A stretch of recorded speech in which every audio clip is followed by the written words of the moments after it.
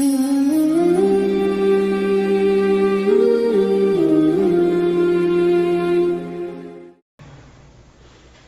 کے محبوب صلی اللہ علیہ وسلم نے مکہ کے لوگوں کو دین کی طرف بلایا، مگر وہ ہٹ دھرم قسم کے لوگ تھے، تھوڑے لوگ مانے اور زیادہ نے مخالفت شروع کر دی، اور مخالفت ہی نہیں، نبی علیہ السلام کو انہوں نے تکالیف پہنچانے بھی شروع کر دی۔ تو اللہ کے محبوب صلی اللہ علیہ وسلم نے سوچا کہ یہ قریش مکہ اپنی ضد کے اوپر جمے رہے اور انہوں نے میرا پیغام ماننے سے انکار کر دیا، میں اگر اپنے اور رشتہ داروں کے پاس جاؤں تو ہو سکتا ہے کہ وہ قدر کریں۔ اس زمانے میں رشتہ داری کی، قبیلے کی، تعلق کی بڑی قدر کی جاتی تھی۔ چنانچہ طائف ایک جگہ تھی، پہاڑی جگہ تھی، اور وہاں پر نبی اسلام کے ماموں رشتہ دار رہتے تھے، یعنی نبی اسلام کی جو والدہ تھی نا، حلیمہ سعدیہ، تو بنو سعد قبیلہ کے لوگ وہاں رہتے تھے، تو رشتے میں ماموں بنے پھر وہ۔ تو نبی علیہ السلام کو یہ امید تھی کہ ان سے تو میرا ماموں والا رشتہ ہے، اگر ان کے سامنے میں اللہ کی توحید کا پیغام پہنچاؤں تو ہو سکتا ہے یہ اس پیغام کو مان لیں، مگر دل میں ڈر بھی تھا کہ اگر نہ مانیں گے تو پھر کیا ہوگا۔ چنانچہ اللہ کے محبوب صلی اللہ علیہ وسلم نے اپنے طائف کے سفر کو خفیہ رکھا، اس کو عام نہیں کیا۔ اگر نبی علیہ السلام چاہتے تو ابو بکر عمر ساتھ ہوتے، اگر نبی علیہ السلام چاہتے تو سینکڑوں جان فدا کرنے والے عشاق ساتھ ہوتے، مگر اللہ کے نبی صلی اللہ علیہ وسلم سمجھتے تھے کہ اگر میں وہاں گیا اور انہوں نے بات نہ مانی تو پھر مکہ کے مشرک تو اور تیز جری ہو جائیں گے، جرت بڑھ جائے گی کہ اپنوں نے بات نہیں مانی تو ہمارے پاس کیوں آئے ہیں یہ۔ اب اللہ کے محبوب صلی اللہ علیہ وسلم نے اپنے ساتھ کوئی خادم نہیں لیا، اکیلا سفر کیا۔ آپ غور کیجئے کہ مکہ مکرمہ کی گرمی 50 ڈگری سینٹی گریڈ کی گرمی ہوتی ہے، اس میں خشک پہاڑوں کا سفر کرتے کرتے اللہ کے محبوب صلی اللہ علیہ وسلم اکیلے طائف پہنچے۔ طائف کا سفر تقریباً 80 کلومیٹر دور بنتا ہے مکہ سے، یعنی ایک موٹا اندازہ لگائے کہ یہاں سے فیصل آباد کا سفر، اب ایک آدمی کو پیدل چل کے سفر کرنا پڑے یہاں سے فیصل آباد تو کتنا وہ تھک جاتا ہے، کتنی بھوک لگتی ہے، کتنی پیاس لگتی ہے۔ اللہ کے محبوب صلی اللہ علیہ وسلم نے یہ سفر اکیلے فرمایا۔ جب وہاں تشریف لے گئے تو وہاں پر 3 بڑے سردار تھے جو طائف میں رہتے تھے۔ ایک کو آپ صلی اللہ علیہ وسلم نے اللہ کا پیغام پہنچایا تو اس نے جواب دے دیا کہ جی نہیں، میں آپ کی بات کو نہیں مانتا۔ پھر دوسرے کے پاس پیغام پہنچایا، اس نے کہا جی کہ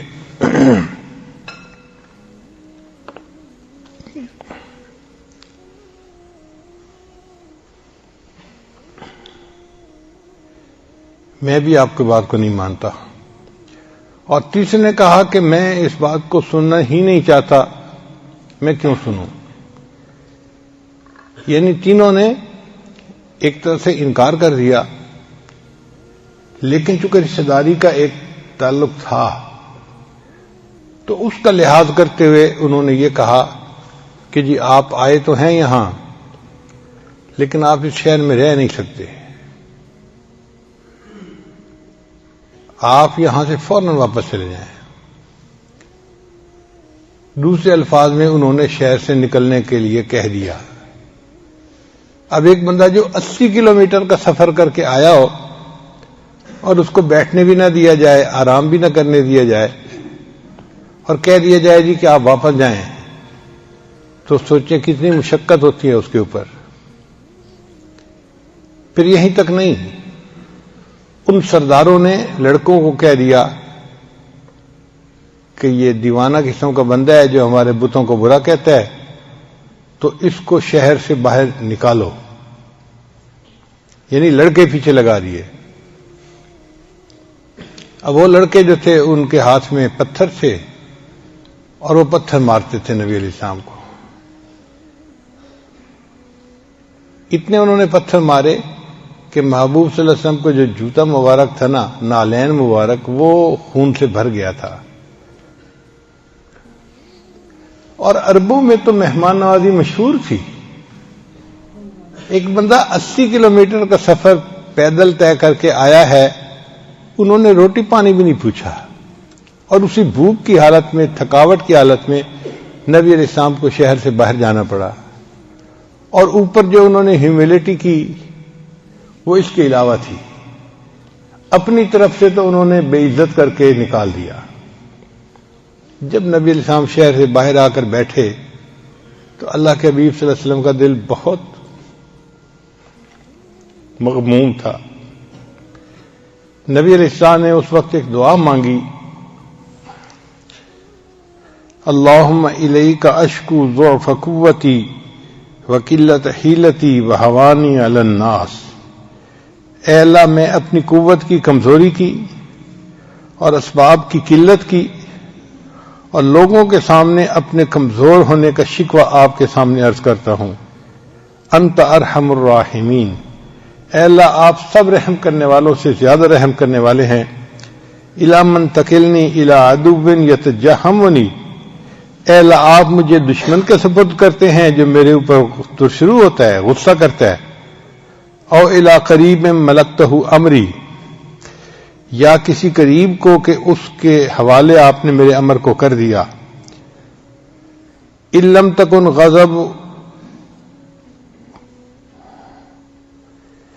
تکن غضبان علی فلا ابالی. اے اللہ، اگر آپ مجھ سے ناراض نہیں ہیں تو پھر مجھے کسی چیز کی پرواہ نہیں ہے. ان عافیتوں کا اوسع لی. آپ کی عافیت میرے لیے بہت وسیع ہے. اعوذ بنور وجہک الذی اشرقت لہ الظلمات. اے اللہ، میں آپ کے چہرے کے اس نور کے طفیل مانگتا ہوں جس سے کہ دنیا کی ظلمتیں ختم ہو گئیں. وصلح علیہ امر الدنیا والآخرہ. اور دنیا اور آخرت کے سب کام اس سے سنور گئے. کہ آپ کا غصہ میرے اوپر ہو یا آپ مجھ سے ناراض ہوں. لکل اتبا حتی تردا. اللہ، آپ کو اس وقت تک منانا ضروری ہے جب تک کہ آپ راضی نہیں ہو جاتے.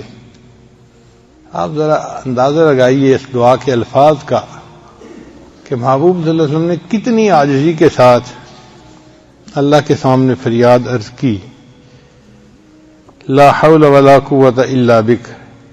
اللہ، آپ کے سوا کوئی قوت نہیں. تو آپ صلی اللہ علیہ وسلم ایک جگہ پر بیٹھے، تھکے ہوئے تھے اور بہت مغموم تھے. قریب انگوروں کا ایک باغ تھا. ایک آدمی تھا، اس کا نام تھا اداس. وہ وہاں مزدوری کرتا تھا مگر آیا ہوا کسی اور علاقے کا تھا. جیسے اس شہر میں بہت سارے لوگ مزدوری کرنے والے ہوتے ہیں. کوئی فیصل آباد سے آتا ہے، کوئی سندھ سے آتا ہے، کوئی بنو سے آتا ہے، کوئی اور شہروں سے آتا ہے. تو وہ دور سے آیا ہوا تھا. اس نے جب دیکھا کہ ایک آدمی ہے جو آئے ہیں اور تھکے ہوئے ہیں اور بیٹھ گئے ہیں، تو اس کو خیال آیا کہ بھئی میں ان کو کچھ کھانا پینا تو دوں. تو اس نے اپنے باغ کے مالک سے پوچھا. تو مہمان نوازی تو ان کی فطرت میں تھی.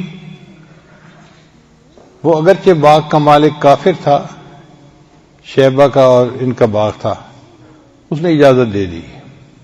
چنانچہ اداس کچھ انگور لے کے نبی اسلام کی خدمت میں آیا اور اس نے آ کر انگور پیش کیے، پانی دیا. نبی علیہ السلام نے انگور کھائے، پانی پیا تو طبیعت کچھ بحال ہوئی. تو نبی علیہ السلام نے اس سے تعارف پوچھا، بھئی تم کہاں سے ہو؟ اس نے کہا، جی میں تو نینوا کا رہنے والا ہوں اور وہاں سے یہاں آیا ہوں اپنی مزدوری کے لیے. تو نبی علیہ السلام نے فرمایا، اچھا آپ یونس علیہ السلام کے علاقے کے رہنے والے ہیں؟ وہ نام سن کر حیران ہو گیا کہ جی آپ ان کو کیسے جانتے ہیں؟ چونکہ یونس علیہ السلام اس علاقے میں پیغمبر گزرے تھے اور ان کے نام کو کوئی باہر کی دنیا کا بندہ جانتا ہی نہیں تھا، تو نبی علیہ السلام کی زبان سے یہ لفظ سن کے وہ بڑا حیران ہوا. تو نبی صاحب نے فرمایا کہ وہ میرے بھائی تھے، وہ بھی اللہ کے نبی تھے اور میں بھی اللہ کا نبی ہوں، اور اللہ ہی نے مجھے اس کے بارے میں بتایا ہے. تو اس کے دل میں نا ایمان کا نور پیدا ہو گیا کہ یہ بندہ جو پیغمبر علیہ السلام کی بات کر رہا ہے یہ بندہ عام بندہ نہیں ہے، یہ واقعی اللہ کا ہے. تو بہرحال پھر اس کے بعد 2 فرشتے آئے. ان فرشتوں نے نبی علیہ السلام کی خدمت میں عرض کیا کہ اللہ کے حبیب صلی اللہ علیہ وسلم، اللہ نے ہمیں بھیجا ہے، میں پہاڑوں کا فرشتہ ہوں اور مجھے یہ اللہ نے کہا ہے کہ آپ سے آ کر پوچھوں کہ اگر آپ اجازت دیں تو میں 2 پہاڑوں کو ٹکرا کر یہ پوری جو بستی ہے نا ان کے لوگوں کو ختم کر دیا جائے، نیست و نابود کر دیا جائے. یعنی جن لوگوں نے آپ کی اتنی بے اکرامی کی ہے اب آپ اجازت دے دیجئے، ہم ان کا نام و نشان مٹا دیتے ہیں. 2 پہاڑوں کو ٹکرانا فرشتے کے لیے کون سا مشکل تھا؟ نبی صاحب نے اجازت نہیں دی. یہ دعا کی کہ یا اللہ میری قوم کی مغفرت فرما، فإنہم لا یعلمون، وہ مجھے جانتے نہیں ہیں، ان کو حقیقت کا احساس نہیں کہ کون ہوں میں، اور ان کے پاس اللہ کا پیغام لے کے آیا ہوں. چنانچہ نبی علیہ السلام نے ان کو منع کر دیا اور یہ بھی کہہ دیا کہ اگرچہ یہ لوگ ابھی ایمان نہیں لائے، ہو سکتا ہے آنے والے وقت میں ان کی اولادوں میں سے کچھ ایسے ہوں جو ایمان لائیں اور دین پر عمل کرنے والے بن جائیں. تو محبوب صلی اللہ علیہ وسلم کی رحمت للعالمین دیکھیے کہ اتنا کچھ ان سے خراب رویہ برداشت فرما لیا اور ان کے لیے عذاب کی اجازت نہیں دی.